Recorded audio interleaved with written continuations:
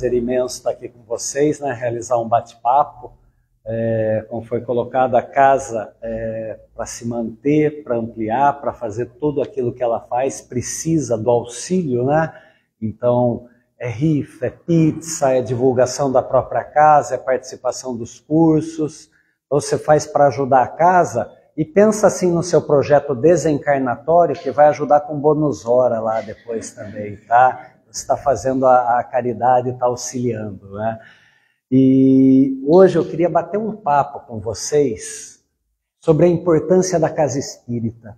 Às vezes a gente chega neste espaço, nesse lugar, seja nesta casa ou qualquer outra casa espírita, e a gente não se dá conta do que é este ambiente. A gente não se dá conta do que é o trabalho que é realizado dentro desta casa, tanto no plano espiritual quanto aqui no plano material. Então, se a gente pensar, cada vez que a gente entra nesse lugar aqui, vocês já repararam na foto? É aqui, tá? Essa foto é aqui, tá? Porque tem gente que entra aqui e nem sabe, parece loja de shopping, né? Estou entrando na loja, mas nem olho para cima para saber o que é. Se o centro mudar para a casa do lado, você entra errado e está na sala da pessoa. Então vamos dizer, por quê? Porque vai fazendo automaticamente. Então eu entro no centro, eu venho para cá, saio de casa 15 para as 8, 7h30, 7 horas, seja lá como for. Nesse trajeto, o que eu estou fazendo? Eu já venho aqui me preparando para esse lugar, já venho numa música no carro legal, já venho ouvindo alguma coisa, já venho mentalizando, já venho pensando meu guia, meu mentor, conteúdo de palestra, qual que é o meu projeto de vida dentro dessa casa, para aí poder entrar aqui e pensar o que esse lugar significa realmente para mim, ou será que é mais um lugar de, eu venho aqui na segunda-feira, igual a academia, né? Tá pago. A pessoa vai para a academia, faz uma caminhada e tá pago hoje. E beleza? Será que é isso? É só para ouvir meia hora, 40 minutos alguém falando, né? Um expositor falando, entrar na fluidoterapia, opa! Agora posso sair errando de novo até semana que vem. E se aí semana que vem for feriado ou não tiver trabalho, aí danou-se, né? Então vamos ver, qual a importância que esse lugar tem aqui para nós? Quantos aqui chegaram aqui por amor, porque conheciam a doutrina e querem conhecer melhor? Legal. Quantos chegaram pela dor, por uma dificuldade que enfrentavam, nem acreditavam nos fantasminhas aí, né? Aí quando entra aqui, entende que não é fantasminha, que é espírito, que era turminha igual nós, que desencarna, não sei o quê. Então, o que essa casa representa? Ou não, cheguei aqui, mas meio indiferente, meio de curioso, comecei a ver, nossa, tem uma certa lógica. Tem umas pessoas que falam umas coisas interessantes. Nossa, todo mundo sorri para mim. Não me conhece, mas parece que o ambiente é agradável. Então, o que essa casa significa? O que eu venho buscar aqui? Eu venho buscar só um amparo para a semana? Eu venho buscar conteúdo? Eu venho buscar informação, eu venho buscar conhecimento, eu venho buscar só um livramento ali na salinha. Vamos dizer, qual que é o meu propósito neste espaço aqui? E a gente está falando só do espaço material, aqui para cima, né? Tem mais um monte de coisa.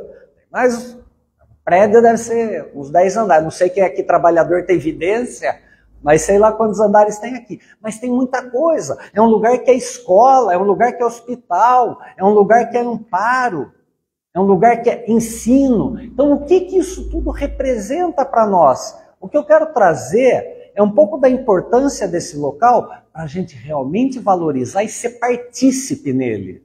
Por quê? Principalmente no pós-pandemia, o que as casas espíritas mais precisam? Trabalhadores. E quando a gente fala trabalhadores, eu não estou falando a pessoa que está ali aplicando passe, isso, às vezes é a pessoa que vai enchendo o copinho d'água, é às vezes alguém que vai aqui, poxa, já conhece a casa. A casa é isto, é alguém que chega, primeira vez, conhece a doutrina, posso explicar um pouquinho, o pouco que eu sei a respeito da doutrina, pode simplesmente auxiliar de qualquer forma. E isso todas as casas estão precisando. trabalhador, a partir do momento que eu começo a trabalhar, seja pegando uma vassoura e ajudando, eu sou pedreiro, eu posso fazer uma reforminha, eu sou eletricista, eu conheço alguma coisa, eu posso auxiliar, tem alguma coisa, máquina de costura, eu tenho uma máquina de costura, eu posso fazer roupinha para nenê, para a gente colocar numa cesta básica, ou seja, lá qual tarefa que tem a casa. Então, quantos trabalhos isso aqui nos dá a oportunidade de fazer? Será que eu estou aproveitando essa oportunidade de colocar em prática aquilo que eu aprendi? Então, nesta casa, quando a gente entra aqui, a gente pega a passagem de Mateus, quando Jesus diz, onde 2 ou mais estiverem em meu nome, ali estarei junto com eles. Não é isso? Nessa casa aqui, quando você aprende que você tem um guia, um mentor, um protetor, que ele não larga de você, a não ser que você dê um coice nele, você já está com 2. Jesus já está com a gente. Basta eu estar sintonizado com isso. É aqui nessa casa espírita que você aprende isso. É aqui na casa espírita que você entende que o anjo da guarda, vamos dizer, que o espírito guardião não vai te abandonar desde que você esteja em prece, esteja vigiando, orando, você até vai dar um xingamento lá, falar filho da não sei o quê, vai para aquele lugar, ou qualquer coisa, porque infelizmente a gente ainda tem essa tendência. Mas depois que fizer esse equívoco, você vai pedir desculpa, vai pedir perdão para quem você mandou, para quem você xingou, falar com o teu guia, mentor, e ele vai estar do seu lado, ele vai te intuir. Você não devia ter feito, pede desculpas. E essa conexão é importante, a gente aprende aqui numa casa como essa. É nesta casa, se a gente for pegar, eu trouxe aquelas definições de colégio, vamos dizer, mas eu não vou ler não, tá, gente? Aqui tem pessoas, como a gente estava falando, tem gente que gosta de ler mais do que ouvir, então a gente deixa aí para quem quer ler. Mas o que acontece? A casa espírita é a célula nuclear da doutrina. Ou seja, é a célula de onde o espiritismo vai brotar para todos os outros lugares. Onde é que qualquer pessoa pode conhecer a doutrina? Lógico, posso pegar livros como autodidata e ler. Mas qualquer autodidata vai ter dúvida. Seja num romance. Peraí, nosso solar, como é que o aeróbus voa? Cadê a energia? Tem cabo ou não tem? Já vai surgir a dúvida. Aí é estudando a codificação que você vai entender esse tipo de coisa. Então vamos dizer, mesmo o autodidata precisa de um lugar para estudar. Aonde é esse lugar? É a casa espírita. Estava falando na quarta passada, vocês estudaram o que era? O livro dos médiuns, né? Então a pluralidade, estava falando? Você falou? No sábado, pluralidade das existências. Então o que é a pluralidade das existências? Reencarnar, desencarnar, reencarnar, desencarnar. Puxa vida, mas eu ouvi um médium americano falando determinada coisa. E aí vai surgir uma dúvida, sabe por quê? Porque o espiritismo anglo-saxão, americano ou inglês não acredita em reencarnação. Ih, bugou, agora bugou. Aí você vem no centro espírita por quê? Porque você vai entender que dentro da doutrina existem dissidências, como existe dissidência no evangélico, no católico, no budismo, no hinduísmo, em várias delas tem algumas dissidências, alguns desencontros, e é normal. Então a gente vai perceber que dentro da doutrina também consegue. Agora, se eu estou acompanhando no YouTube ou em algum lugar um médium, por exemplo, americano, anglo-saxão, a linha de trabalho, a linha de pensamento dele é um pouco diferente daquela que a gente está acostumado aqui. Então vamos dizer, é na casa espírita que você aprende isso. Para conhecer o berço lá com Kardec, o berço de toda a evolução da doutrina é dentro de uma casa que você vai aprender. Porque aqui é de onde saem todas as informações. É na casa espírita, nesta abençoada instituição que, sem conhecer as pessoas, porque na verdade não conheço nenhum de vocês profundamente, mas eu posso me considerar estar entre amigos. E se eu chegar aqui chorando, angustiado, eu sei que vai ter alguém aqui para me dar uma palavra amiga. Talvez aquela palavra amiga que eu não consigo lá fora daquele amigo de décadas. Porque aqui tem um tipo de compreensão diferente que, dessa porta para dentro, a gente pelo menos tenta não julgar.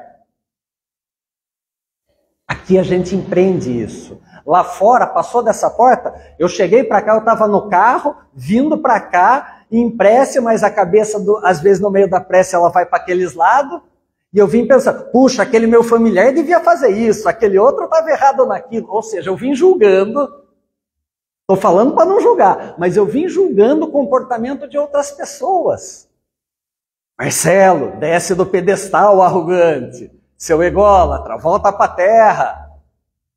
Para poder chegar aqui. Porque se eu chegar aqui com a arrogância, com a egolatria que eu estava, eu não vou poder transmitir uma mensagem. Eu não vou poder pedir auxílio, amparo dos guias, dos mentores. Por quê? Porque eu não estou sintonizado. E é nessa casa que a gente aprende, então, a cultivar todo esse amor. Esse amor entre nós encarnados e a turminha que está desencarnada. Sabe por quê? Quando a gente está vindo para cá, sintonizando, fazendo uma oração, seja no carro, no ônibus ou a pé, a gente tem um lampejinho de luz. Sabe um vagaluminho? Não é auréola não, tá? Ninguém aqui tem auréola, posso garantir para vocês. Se tivesse, eu não estava aqui. Né? Mas vamos dizer, a gente tem um lampejo de luz. E quando a gente passa em algum lugar, nós temos irmãos desencarnados que estão perdidos.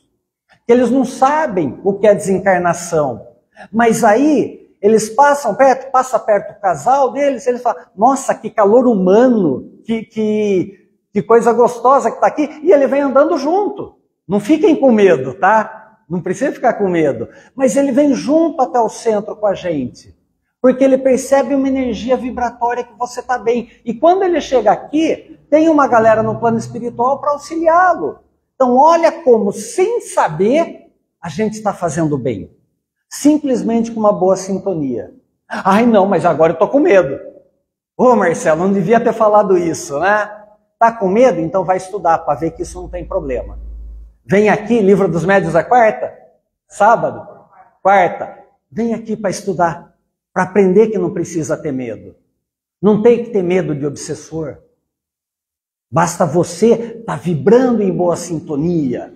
Você está protegido, você está vigiando e orando. É aqui no Centro Espírita que você aprende a fortalecer a sua fé graças ao raciocínio que vem através do estudo. E aí eu tenho a fé raciocinada. É nessa casa que você aprende. É nessa casa que, como eu falei, é núcleo de estudo, fraternidade, oração e trabalho. O que mais é? Escola de formação espiritual e moral. Sabe por quê? Lá fora, o mundo é corruptível. O mundo nos leva à materialidade, ao hedonismo. O mundo nos leva a fazer e contra todos os princípios de Jesus. Faça o que é melhor para você. Revide. Se vingue. Ah, mas me xingaram. Xinga de volta, dá um tapa na cara do... É isso que o mundo lá fora ensina a gente, é ou não é? Tá certo? Eu prefiro ter um prazer momentâneo de tomar um tapa, revidar, deitar o outro no chão, e depois, qual a angústia, qual o remorso que eu vou sentir imediatamente após isso? Porque a minha consciência está falando, você errou. Você não deve revidar. É aqui nessa casa que eu aprendo que espiritualmente, aquele que é orgulhoso, aquele que é o forte na terra, ele é fraco de espírito. Ele é pobre de espírito, porque ele não tem humildade. Aquele outro que te xingou, que te desprezou, ele está adoecido do espírito. Você que está fortalecido, tem uma saúde vibratória muito boa, não necessita de revide. Então é nessa casa espírita que você aprende que aqui você tem um posto de atendimento fraternal, um posto de atendimento tanto para encarnado quanto para desencarnado. Se precisar de auxílio, atendimento fraterno, uma fluidoterapia, passe, é aqui que eu vou amparar, é aqui que eu vou me encostar e pedir um suporte. É nessa casa que eu posso encontrar orientação, esclarecimento e consolação. É nessa casa que tem oficina de trabalho, como eu falei, tem várias tarefas para fazer. Ah, mas eu não tenho aptidão para muita coisa. Sabe sorrir? Sabe? Não sabe sorrir? Sabe abrir cadeado? Beleza, aprende. Tem coisa para fazer. Não sabe sorrir, não sabe abrir cadeado? Fica assim só, de segurança na porta. Já que você é mal encarado, pelo menos faz isso. Já é alguma coisa. Afasta os irmãozinhos chatos, vamos dizer assim. Qualquer coisa eu posso fazer. Aqui é um recanto de paz construtiva. Se eu quiser chegar, conversar com alguém, eu posso chegar. Mas se eu quiser sentar aqui, ficar quietinho no meu canto, é só eu fechar o olho e começar a ficar em oração, em vibração. Então é um recanto de paz espiritual. É um núcleo onde eu posso praticar caridade comendo pizza. Concorrendo a uma máquina de lavar. Entre tantas outras coisas. Tá? É uma unidade onde a gente aprende os fundamentos do movimento espírita. O que é o espiritismo? É aqui que eu aprendo. O que é o livro dos médiuns, o livro dos espíritos, a Gênese, conforme a minha capacidade de entendimento, todos aqueles que estão aqui. Ah, eu sou, vamos dizer, raso, não conheço nada da doutrina. Tem outro que está aprofundado. Tá, nesta casa a gente entende de tolerância e a gente vai poder explicar para cada um, cada detalhe. É nesta casa que, entendendo cada detalhe, a gente vai aprender a propagar o espiritismo. E propagar o espiritismo não é fazer prosélito, fazer seguidor. Vem aqui que aqui é legal, a minha é melhor que a sua. Não, não é isso. É simplesmente de esclarecer. Eu compreendo a sua, eu entendo a sua. Quer entender a minha? Ah, não quer? Beleza. Estamos de boa. Quer entender um pouquinho a minha? Eu posso te explicar. Cada vez que eu tenho oportunidade de ir a um velório e aquela pessoa está desesperada, quando a gente fala o que nós espíritas acreditamos, as pessoas olham espantadas para a gente. Você acredita nisso? Nossa, trouxe um alento para o meu coração saber que meu marido, minha esposa, meu pai, minha mãe, meu filho, por mais que esteja doendo, saber que eu vou poder me reencontrar com eles. Não entendo o que você disse. Não compreendo, mas trouxe um pouco de paz. Só isso já valeu, gente.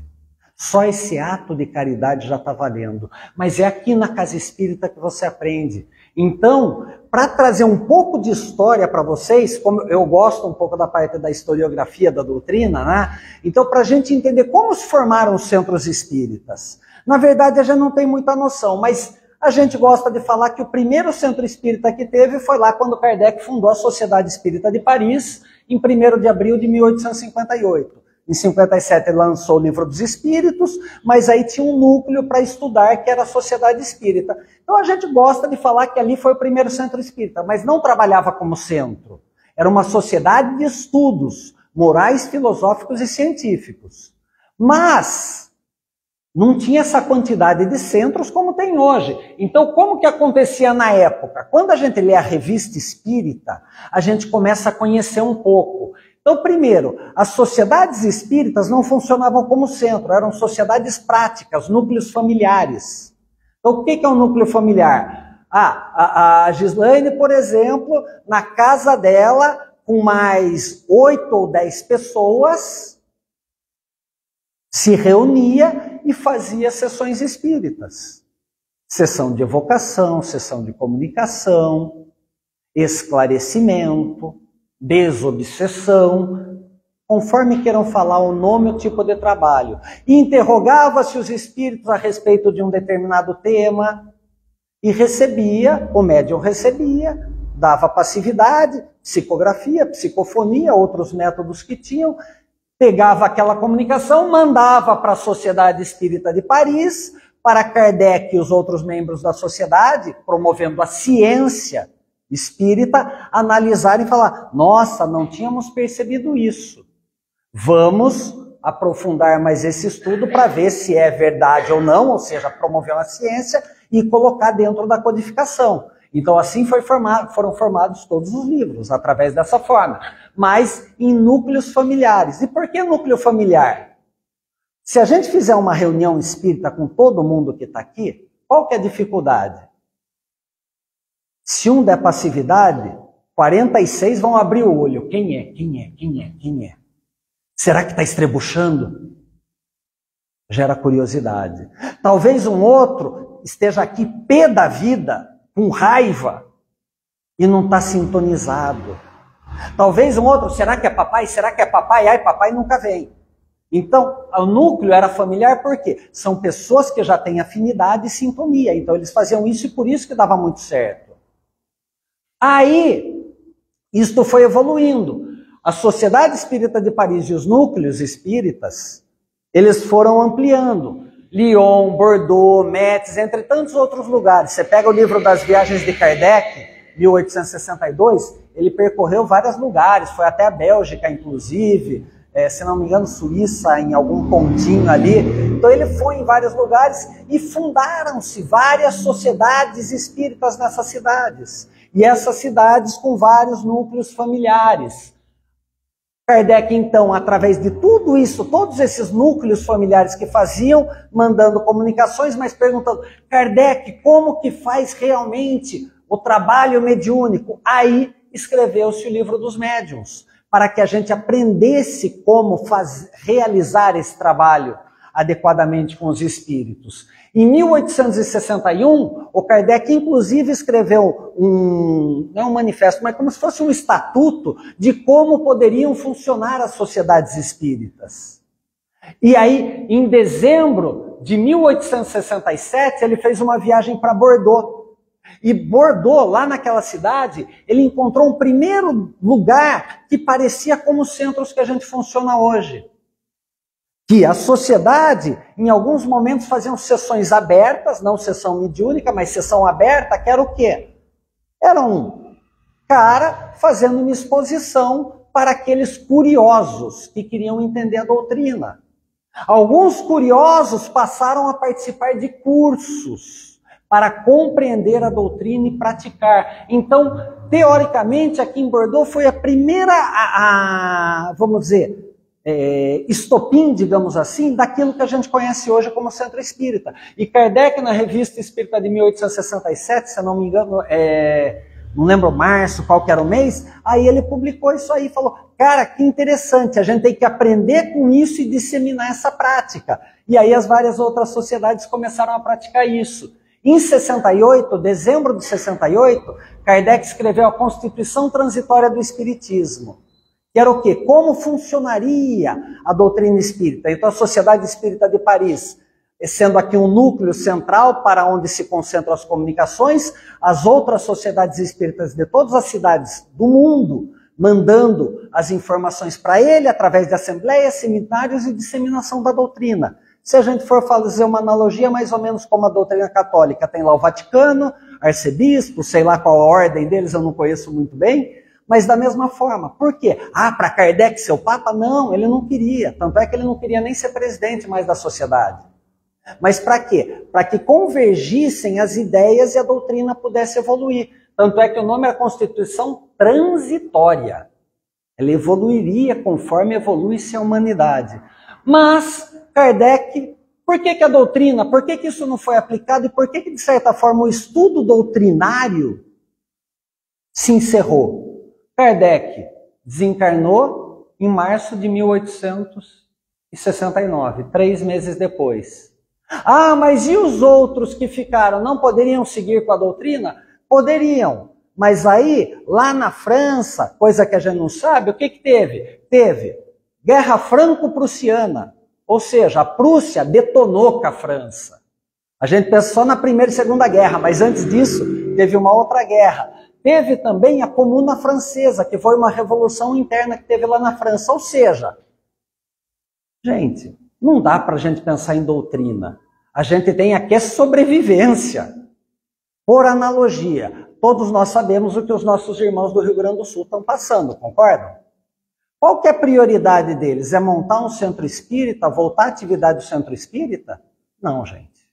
A prioridade deles é reconstruir a casa, a vida, a casa dos familiares, é o trabalho que eles têm. Ou seja, daqui, quem sabe, uns 2 ou 3 anos, comecem a pensar em limpar, em varrer, em restabelecer as atividades do centro. Então a gente tem que vibrar muito para que eles também consigam fazer isso. Mas foi isso que aconteceu. Então a doutrina parou lá na Europa, de certa forma. Mas, para nossa sorte, essa árvore do evangelho foi transportada para o paizinho Tupiniquim, que acolhia pessoas de todos os lugares do mundo, que tinha uma veia religiosa muito forte, tanto do Tupi-Guarani, dos índios, vamos dizer, quanto dos negros africanos que vieram para cá, e quanto o próprio catolicismo, que era a religião vigente, mas era um povo muito religioso. Então aquela árvore evangélica foi transportada para cá, desembarcou no Brasil. Em 1860, ou seja, já na época com Kardec ainda vivo, teve um educador francês que é o Lietot, que ele traduziu uma obra lá do francês para o português e começou a disseminar aqui. Teve o jornalista brasileiro Teles de Menezes, fundou na Bahia o primeiro centro espírita do Brasil. Ou seja, em 65, 1800, não é 900, é 1865. Então lá no berço a gente começou. Mas veja, por que lá na França tinha o nome sociedade e aqui veio no grupo familiar? Quando eu falar, vamos formar uma sociedade, o que vocês pensam? Empresa, negócio para ganhar dinheiro, não é isso? É a nossa terminologia. Para eles, sociedade, não. É um grupo de pessoas para fazer aquilo. Que as sociedades científicas mais variadas. Para nós, sociedade tinha outro nome. Então, o Teles de Menezes falou o quê? Sociedade para nós não vai pegar. Grupo familiar do Espiritismo. E aí ele fundou e foi o primeiro centro e também lançou o primeiro jornal periódico aqui no Brasil, que foi o Eco de Além Túmulo. Então aqui está o prenúncio dos centros espíritas no Brasil. Entendendo isso, os espíritas começaram, funda outra no Rio de Janeiro, funda São Paulo, faz isso, isso e aquilo, e graças a Deus hoje o Brasil é o berço, não vou dizer, o berço é a França, mas hoje nós somos a adolescência e juventude do Espiritismo. Se vocês perguntarem quantos centros espíritas tem no Brasil, aproximadamente 20 mil. No resto do mundo, nem 700. Nossa, é de espantar. Mas por quê? Porque na Europa, que era o berço, teve guerra. Acabou com tudo. É aquilo que eu falei, não teve. Então essa árvore foi transportada para cá. Só que não veio como doutrina filosófica moral, como era lá. Para nós entrou mais como conceito religioso. Inclusive, por quê? Como a doutrina, aqui no Brasil, na época antes da proclamação da República, não éramos um país laico, então vamos dizer, só tinha uma doutrina que era católica, aí vamos dizer, os praticantes do Espiritismo poderiam ser multados, poderiam ser presos, detidos. Então quando iam lá, viu? O que você está fazendo aí? Isso não pode. Teve a proclamação da República, aí o Brasil virou país laico. Então, de uma forma das pessoas se protegerem das detenções ou de qualquer outra coisa, fala, não, o Espiritismo é uma religião. E aí fala, é religião, eu não posso prender. Entendeu? Então, de certa forma, a gente já tinha essa possibilidade de trazer a religião, da gente se apegar a isso, e também teve essa causa social, digamos assim. Tudo isso contribuiu. E para nós, as matrizes africanas, as matrizes indígenas, que ajudaram muito isso, esse conceito da espiritualidade, auxiliaram. Tem sincretismo? Tem. Teve candomblé, tem umbanda, tem tantas outras doutrinas que tem sincretismo, mas a gente estava preparado para receber isso, florescer, disseminar agora aqui para nós, e com as pessoas que saem do Brasil estão indo para América, Canadá, Europa, Ásia, são as pessoas espíritas que saem daqui e têm fundado centros espíritas lá fora. Ou seja, a árvore foi transportada para cá, floresceu, frutificou e as sementes estão voltando para lá para que sejam plantadas. Então, por isso que o Brasil a gente chama de pátria da humanidade. Não é porque nós é nós. É porque, vamos dizer, a gente veio aqui, frutificou e agora vamos devolver um pouco disso para lá. E isso a gente faz como? Disseminando o centro espírita, fortalecendo o centro espírita, fortalecendo essas casas de amor. Porque é nessas casas de amor que a gente aprende a desenvolver aquilo que Cristo quer, né? É fofo demais, né? Delícia. Mas, gente, vai assistir aquela série Chosen, é maravilhoso. Vai pegar todas as passagens de Cristo, é maravilhoso. Sem dogmatismo, simplesmente com sentimento. É maravilhoso conhecer Cristo assim, só com sentimento. Sem a dor da cruz, do martírio, do Calvário. É maravilhoso conhecer Cristo assim. Não a imagem dele sofredor, mas a imagem dele querendo. Você tem capacidade de olhar nos olhos das pessoas. Então essa é a beleza do Cristo. E aí é aqui no Centro Espírita que a gente começa a desenvolver a mediunidade. Mas não a mediunidade com a galera lá do outro plano. A mediunidade com a galera daqui. Mediunidade de efeito físico. Pega uma vassoura e varre. Doa seu tempo. Mediunidade física, faz desaparecer a sujeira física. Quando você aprender a fazer isso, automaticamente você está limpando umas sujeirinhas espirituais, porque é um ato de caridade. Aprenda a praticar sua mediunidade de cura. Não é imposição de mãos, não é passe, não é nada. É simplesmente participar do pão, de doar o pão, de doar o agasalho, de ajudar na rifa. É essa cura que você está fazendo. Porque cada vez que você compra uma rifa, compra uma pizza, ajuda alguma coisa, você está auxiliando o centro a fazer o trabalho dele de atendimento. É aqui no centro que você desenvolve a sua vidência. A vidência de ver espírito? Não, a vidência de ver as pessoas encarnadas, palpáveis, tangíveis, que você pode auxiliar, que você pode abraçar, que você pode tocar, que você pode dar uma batida com a mão e soquinho.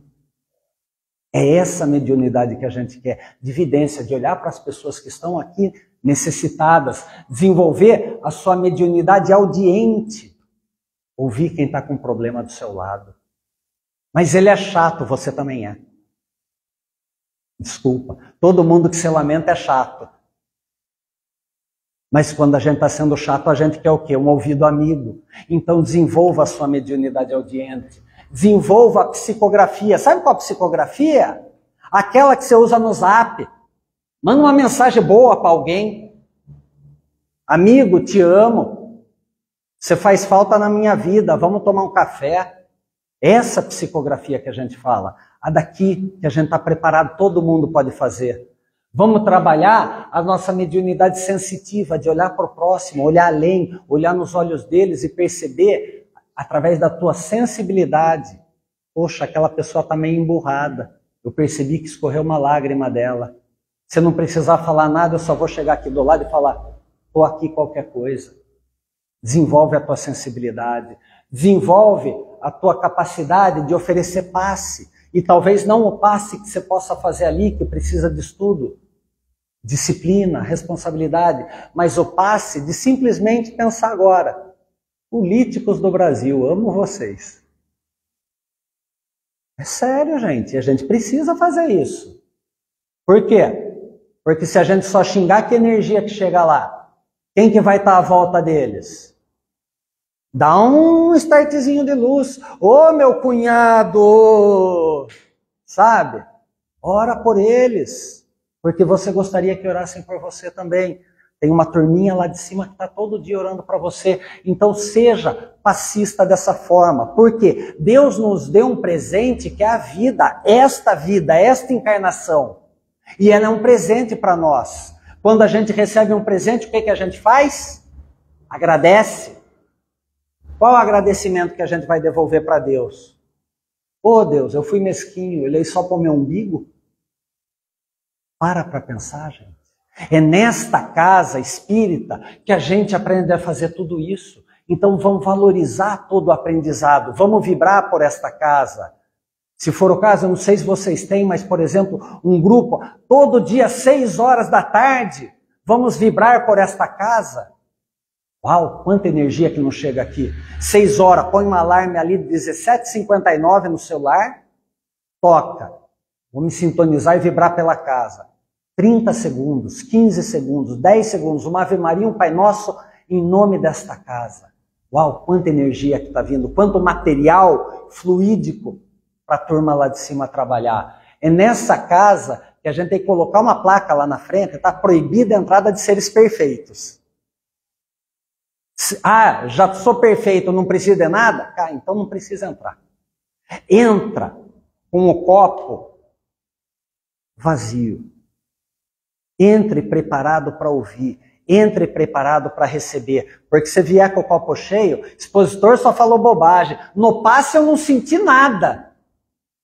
Por que você não sentiu? Seu copo já está cheio, como você vai receber alguma coisa? Então deixa a perfeição, a nossa arrogância, o nosso orgulho, a nossa vaidade lá e vamos entrar com humildade aqui para o Senhor. Esse trabalho é necessário. É aqui na casa espírita, cada vez que a gente se pergunta, Deus, o que eu fiz para merecer tanto encosto na minha vida, tanto problema na minha vida? Aí, você vem aqui e aprende uma tal de lei de causa e efeito, que é como se Deus aparecesse na tua frente. E já que você perguntou para ele, Deus, o que eu fiz na minha vida? Ele puxa a tua capivara, a tua folha corrida. Quer saber de tudo mesmo? Quer? Está preparado? Melhor não. Então aproveita, porque o homem lá é bom, justo e misericordioso e está aliviando as nossas faltas. Se ele fosse cobrar todo o débito do cartão de uma vez só, a gente não ia conseguir pagar. É por isso que vem parceladinho. A gente tem a possibilidade das reencarnações, da pluralidade das existências. É aqui na casa espírita que você aprende por que você está passando tudo isso. Foi o planejamento reencarnatório que você escolheu. Não foi a turma lá de cima. Não foi São Pedro com o André Luiz, com o Chico, que falaram, ó, ele tem que passar. Não, é a gente que escolheu. Eu vim aqui no plano espiritual e me preparei. Eu consigo suportar essa prova. Eu estou preparado. E aí a gente vem aqui para provar que a gente aprendeu. E aí, subir mais um degrauzinho na nossa escada evolutiva. É aqui nessa casa que a gente aprende, por isso que a gente tem que valorizar. É nessa casa que a gente aprende que a gente é uma pedra bruta. E a gente que vai desbastando essa pedra bruta, aceitando os nossos vícios, as nossas mazelas, as nossas dificuldades, e através do autoconhecimento, aceitando tudo isso, aceitando que também somos espíritos perfectíveis, e que Jesus, que Deus, que toda a espiritualidade benevolente só quer o melhor para nós. Quando a gente compreende isso, o jugo é suave e o seu fardo é leve. Mas a gente tem que entender isso. Jesus não vai vir aqui dar o remédio para ninguém. Ele já deu o remédio, está no Evangelho. O remédio já foi dado. Quem tem que tomar? Você vai ao médico, o médico te dá a receita. Quem vai à farmácia comprar o remédio? Quem vai marcar de 8 em 8 horas? Você quer que o médico te ligue, que ele te dê o remédio? Amostra grátis? A amostra grátis foi dada aí há 2000 anos já. Aí a amostra grátis para todo mundo. Cura, palavras, reencarnação, pluralidade das existências, imortalidade da alma, está tudo aí. Estamos tomando remédio? Ah, esqueci que tinha que fazer o bem. Fica difícil evoluir. Então, é aqui nesta casa que você aprende causas e efeitos. Sem determinismo. Ah, eu tenho dor aqui, então é o quê? Que na outra vida eu fiz tal coisa? Calma, a doutrina espírita não tem isso. Ai, eu tenho asma, então acho que eu fumei muito na vida passada. Ah, se catar, rapaz. Para com isso, não tem determinismo da doutrina. Para de querer encontrar causa e efeito de determinação. Causa e efeito é o quê? Em relação a efeitos morais. É isso que a gente tem que entender. Só que, eu compreendendo isso, Jesus falou, aquele que tiver amor, boa vontade, benemerência, mais terá e terá em abundância. Mas ai daquele que não tiver, até o que tem, lhe será tirado. Aquele que tem vontade de trabalhar, aquele que agradece, aquele que quer aprender, mais oportunidades vai ter. Mas aquele que não quer, até o que ele pouquinho que ele tem, vai sumir da vida. E aí quando você desencarnar, velho, jovem, não interessa a idade, criança, jovem adulto, seja lá o que for, o que eu vou colher? Mais uma vida igualzinha a essa. as mesmas provas e as mesmas expiações. Por quê? Repetir de ano. Então aprende, gente. Lei da atração e da abundância. O que eu quero para a minha próxima etapa da vida? Colher o bem? Vamos plantar o bem. E aqui nessa casa que a gente aprende, eu não me lembro de quem que é essa frase, gente. Eu esqueci de marcar o nome do expositor. Já é muito conhecido, mas eu não me lembro. Alguém lembra? Não falou isso? Mas ele fala, ser espírita não é para quem quer. Ser espírita é para quem aguenta. Sabe por quê? Porque a doutrina te traz luz. E se eu colocar a luz aqui debaixo, o que acontece? Não ilumina nada. Eu tenho que cuidar da luz, eu tenho que cuidar da velha, eu tenho que cuidar do carvão, eu tenho que cuidar de trocar lâmpada, já que a gente é tecnológico hoje, né? Eu tenho que cuidar da lâmpada da fiação. Então vamos dizer, a doutrina espírita te traz a luz, mas com a luz vem uma enorme responsabilidade. Conhecem o tio Ben, do Homem-Aranha? Sabe, o tio do Homem-Aranha que foi assassinado? Ele fala, com grandes poderes, vem grandes responsabilidades. Quem que é? Não estou vendo aqui. É ele mesmo. Aí. Cadê o nome dele? Está aí? Eu não lembro o nome dele. Fugiu o nome dele. Ai. Raul Teixeira. É, a frase do Raul Teixeira. Então, o que acontece, gente? Do mesmo jeito que o Raul Teixeira falou, o tio Ben falou. Grandes poderes vêm grandes responsabilidades. A gente tem o poder do esclarecimento, da imortalidade da alma, da pluralidade das existências nas nossas mãos. Qual a responsabilidade que a gente está fazendo com isso? É nesta casa que a gente aprende. Estou perdido, está aqui o caminho reto, não se perca nele. É nessa casa que a gente aprende que tem que fazer um processo de mudança. Não é fácil, é doloroso. É doloroso por quê? Porque a gente é orgulhoso. Se a gente fosse humilde, não teria dor nenhuma. Mas a gente tem que mudar para a gente poder evoluir. Então, isso aqui é do Divaldo. O Divaldo fala, o espírita que não estuda, o espírita que não procura compreender a doutrina, é igual aquele homem que está no deserto, sedento, e encontra aquele oásis cheio de água, e ele morrendo de sede, ao invés de beber água, só lava a mão.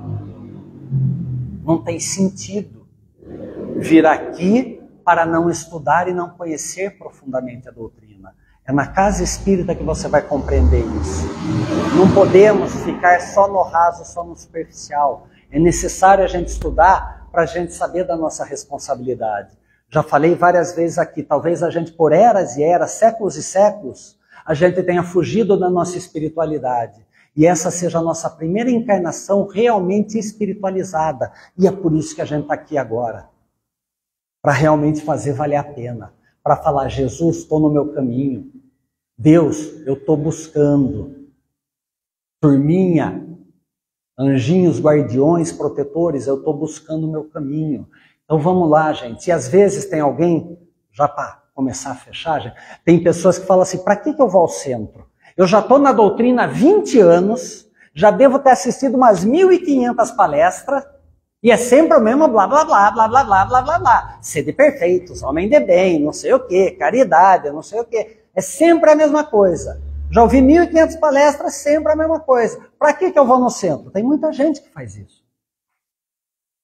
Tem muita gente que, inclusive, encontra um motivo. Ah, eu já ouvi, está chovendo hoje, então não vou para o centro. Está muito calor hoje, eu não vou para o centro. Corinthians, a Parmeira vai jogar hoje, eu não vou para o centro. Último capítulo da novela, eu não vou para o centro. Então a gente encontra vários motivos para não fazer isso. E aí, o que a gente tem que responder e a gente tem que pensar? Eu, em novembro, vou fazer 20 anos de casado. Eu não sei quantas vezes... Eu era bonito, né, gente? Queria ser assim, né? Mas vamos ficar com esse traste. Mas vamos dizer, eu não sei, 20 anos de casado. A minha esposa deve ter cozinhado para mim, ao longo desses 20 anos de casado, mais 5 de relacionamento, deve ter cozinhado para mim várias vezes. Milhares de vezes. E eu não sei quantas vezes ela cozinhou para mim. Eu sei que cada refeição serviu para me nutrir. Cada refeição serviu para fortalecer esse corpo. E é por isso que a gente tem que vir ao centro espírita para aprender, para trabalhar, para auxiliar o centro. Porque tudo isso serve para nutrir o nosso espírito.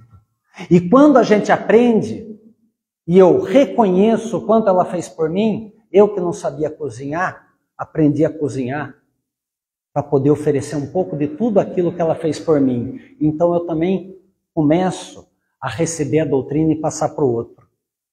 E isso é importante, é para isso que a gente vem para o centro. Nem que seja para ouvir sempre a mesma coisa, durante um ano seguido. Vai ser um ano só de aceitação e autoconhecimento. A mesma palestra toda semana. Eu tenho que vir. Por quê? A doutrina espírita ela tem 3 fases. A primeira fase é quando a gente entra na doutrina, quando a gente conhece. A segunda fase é quando ele entra em nós, que a gente começa a estudar, a conhecer. E a terceira fase, que é a melhor de todas, é quando ele sai de nós.